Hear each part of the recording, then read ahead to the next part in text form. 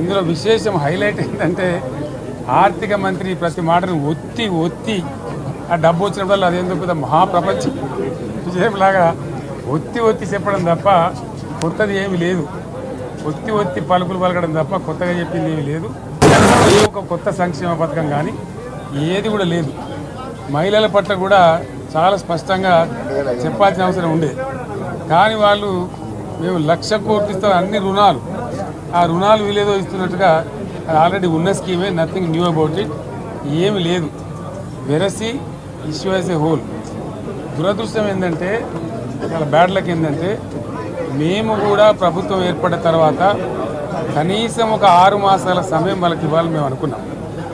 నేను కూడా శాసనసభకు పెద్దగా రాలేదు. కానీ ఈరోజు బడ్జెట్ చూస్తే ఏ ఒక్క పాలసీ ఫార్ములేషన్ జరగలేదు. రాష్ట్రానికి సంబంధించినటువంటి ఏ ఒక్క విషయంలో కూడా ఈ అర్బక ప్రభుత్వం ఇప్పటి వరకు పాలసీ ఫార్ములేషనే చేసినట్టుగా కనపడతలేదు. వ్యవసాయం ఉంది, మాకు స్పష్టమైన అవగాహన ఉండే ఈ రాష్ట్రంలో వ్యవసాయ స్థిరీకరణ జరగాలని మేము 2 పంటలకు కూడా ఇచ్చినాం రైతు బంధు. వీళ్ళు ఎగ్గొడతామని చెప్తా ఉన్నారు.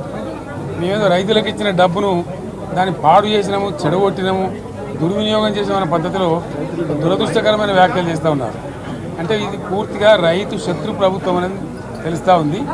ధాన్యం కొనుగోలు చేయలేదు, విద్యుత్ సరఫరా చేయడం లేదు, నీళ్లు సరఫరా చేయడం లేదు, చాలా ఇబ్బందులు పెడతా ఉన్నారు. ఇంకా రైతు భరోసా, రైతు బంధు గురించి ఇంకా ప్రస్తావనే లేదు. ఎప్పుడేస్తారని మా ఎమ్మెల్యేలు అడిస్తే కూడా కనీసం సమాధానం చెప్తలేరు. కాబట్టి రైతులను వంచింది ప్రభుత్వం, వృత్తి కార్మికులను వంచింది. ఒక్క పాలసీ, ఇండస్ట్రియల్ పాలసీ ఏమిటి? ఏమి లేదు. బట్టి గ్యాస్ ట్రాష్ పంచరంగ ఈస్మాన్ కలర్ లాగా చెప్పడం తప్ప, స్టోరీ టెల్లింగ్ లాగా ఉన్నది తప్ప బడ్జెట్ చెప్పినట్టు లేదు. రాష్ట్రంలో వ్యవసాయ పాలసీ ఏమిటి, పారిశ్రామిక పాలసీ ఏమిటి, ఐటీ పాలసీ ఏమిటి, ఇంకా ఇతర అనేక పాలసీలు, పేద వర్గాలకు సంబంధించిన పాలసీ ఏమిటి అనే దాని మీద ఏ ఒక్క దాని మీద కూడా గ్యాసు ట్రాషే తప్ప, చిల్లర మల్లర ప్లాట్ఫామ్ స్పీచ్ లాగా ఉంది తప్ప అది బడ్జెట్ ప్రసంగం లాగా లేదు. రాజకీయ సభలలో చెప్పినట్టుంది తప్ప ఏ ఒక్క పాలసీని కూడా నిర్దిష్టంగా ఈ పనిని మేము ఎట్లా సాధిస్తాం, మా గోల్స్ ఇవి, మా టార్గెట్స్ ఇవి అనే పద్ధతి కానీ పద్దు కానీ లేదు. ఇది పేదల బడ్జెట్ కాదు, రైతుల బడ్జెట్ కాదు, యువల బడ్జెట్. విశ్లేషణలో మీకు తెలుస్తుంది. భవిష్యత్తులో బ్రహ్మాండంగా మేము దీన్నంతా కూడా చీల్చి చెండాడబోతాం. Thank you.